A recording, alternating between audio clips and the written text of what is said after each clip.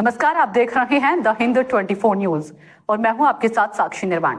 आइए नजर डालते हैं आज की कुछ खास खबरों पर। आम आदमी पार्टी ने दिया आवेदन। विदेश से आयात होने वाली कपास पर लगाए गए सभी प्रकार के कर टैक्स को मुक्त करने के फैसले को वापस लेने की मांग की गई।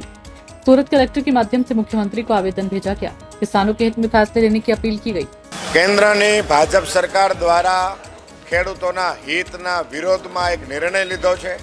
વિદેશથી આયાત થનારા કપાસ પર કર મુક્તિનો નિર્ણય ભાજપ સરકારે જે લીધો છે એના કારણે ખેડૂતોને મરણતોલ ફટકો પડ્યો છે।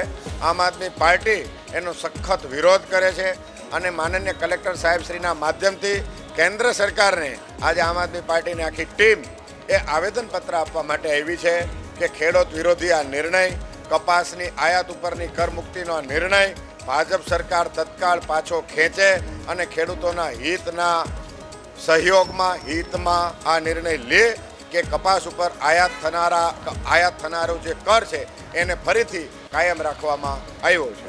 देखते रहिए द हिंद 24 न्यूज।